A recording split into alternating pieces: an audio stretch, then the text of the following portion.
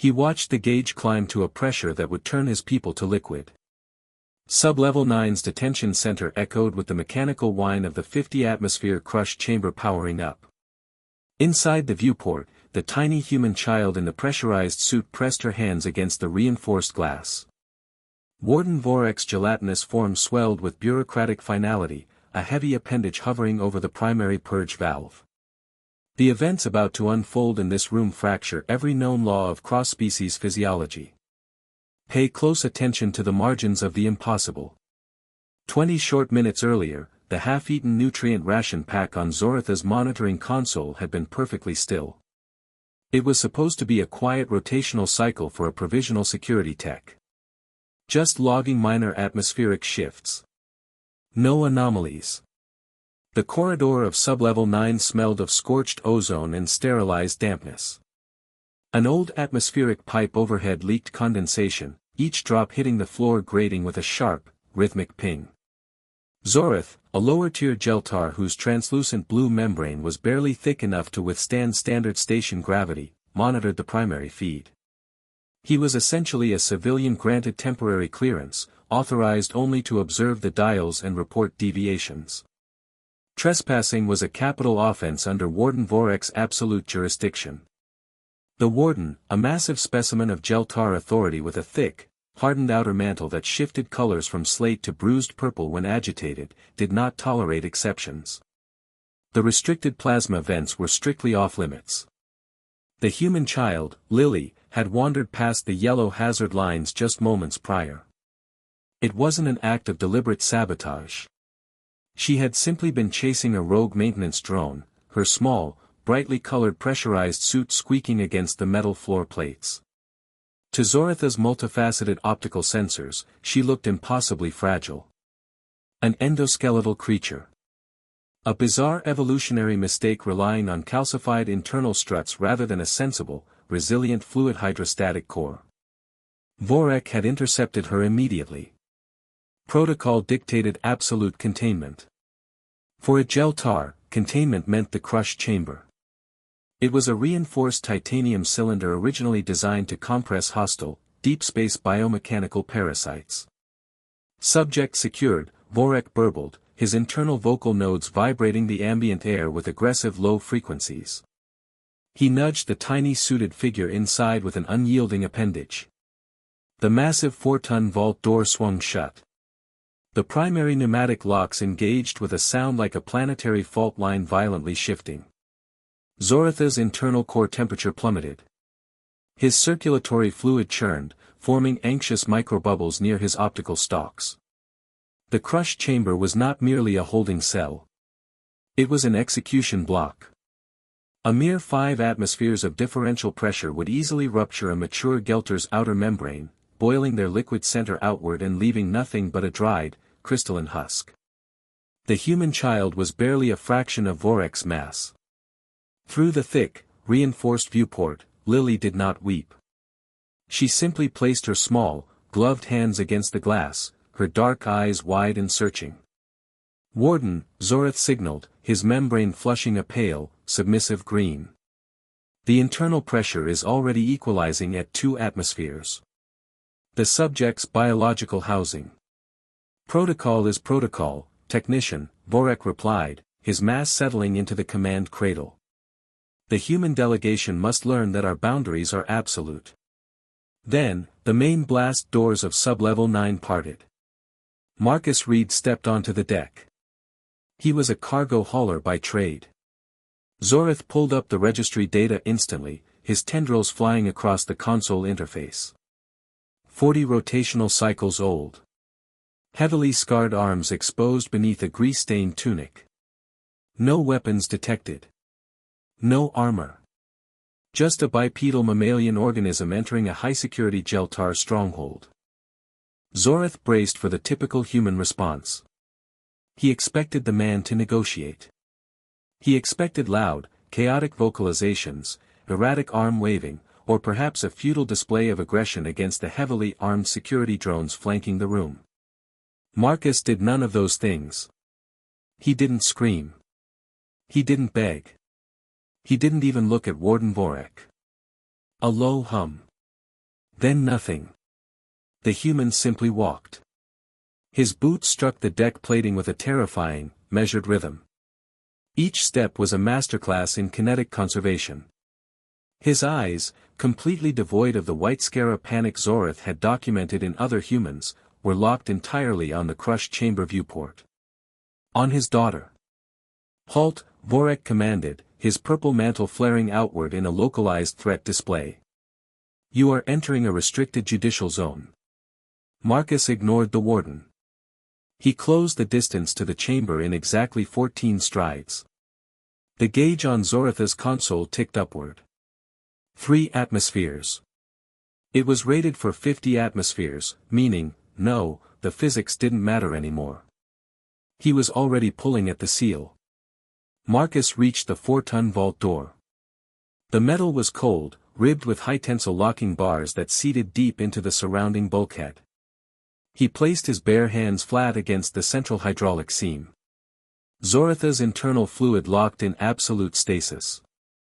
A Geltar would have required heavy mechanized exosuits simply to approach the locking mechanism without suffering immediate atmospheric compression sickness. The human was breathing the ambient air, his chest rising and falling in a slow, deliberate cadence.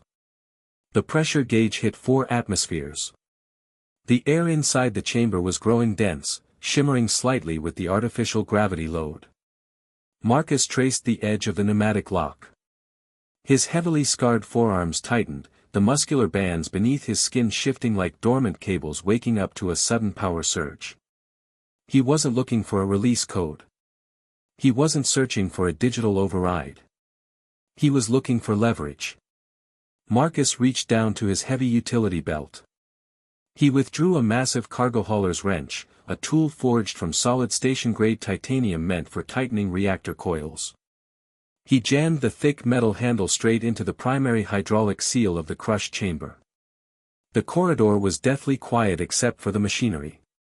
Far overhead, the old atmospheric pipe dripped condensation. A single drop hit the metal grating.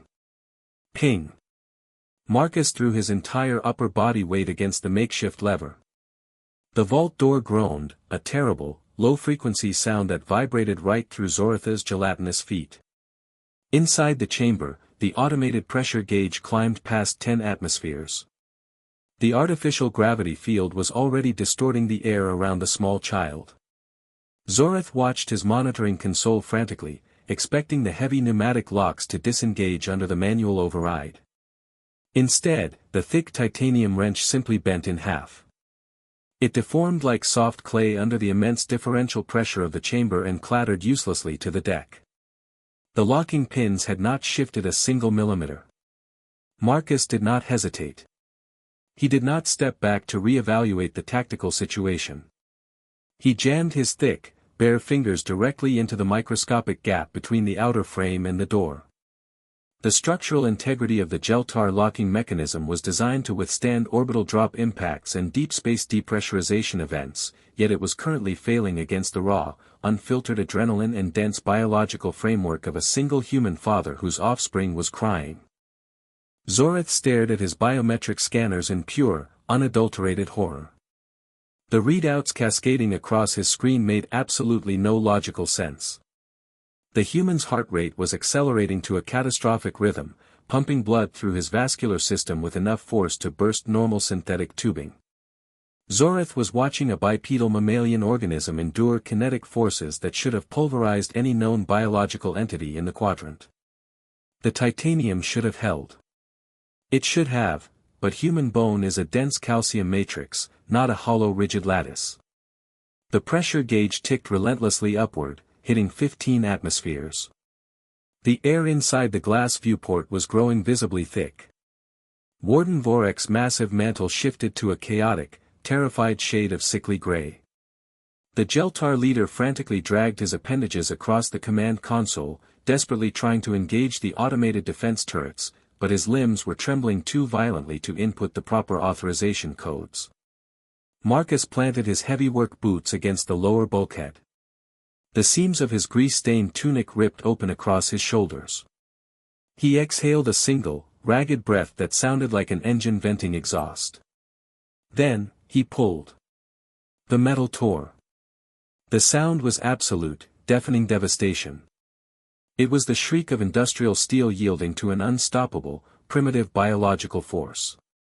The primary pneumatic locks, rated for a maximum of 50 atmospheres of crushing pressure, snapped simultaneously with a concussive shockwave. Thick hydraulic fluid sprayed across the detention center floor, hissing as it hit the environmental scrubbers. Marcus violently ripped the 4-ton vault door entirely off its reinforced hinges. He did not gently push it aside. He tossed the massive slab of mangled metal backward. It crashed directly onto Warden Vorek's command desk, shattering the primary console into 1,000 crystalline fragments and pinning the Warden's authority badge beneath a pile of scrap. The human reached into the depressurizing chamber. He lifted Lily out gently, his massive, bruised hands cradling her small frame with a sudden, astonishing softness. The tiny human child wrapped her arms tightly around her father's thick neck. She was completely uninjured, her pressurized suit entirely intact. Zoreth stopped breathing. His internal fluid was perfectly still. The air in the room was thick with vaporized hydraulic fluid and the sharp tang of terror. He realized, with a profound sense of awe, that the Jeltar hierarchy would have to replace every single pneumatic lock on the station. Marcus turned his head slowly. His dark eyes, entirely flat and devoid of emotion, locked onto the trembling, defeated mass of the Warden trapped behind his ruined desk. "Your air is a little thin," the human said quietly. Vorek did not offer a counterargument. He did not cite protocol. The massive alien simply slumped downward, his bioluminescence fading to a dull, submissive black as he reached out a single trembling appendage and activated his emergency resignation beacon. The standoff was over. Marcus turned and walked away, carrying his world on his shoulders. 3 standard years later, Sublevel 9 remains a quiet assignment. The bent titanium wrench hangs permanently mounted above the rebuilt pneumatic door, a silent warning to every newly stationed guard. Below the display sits Vorek's fractured command desk. Down the long corridor, the phantom rhythm of heavy boots still seems to linger.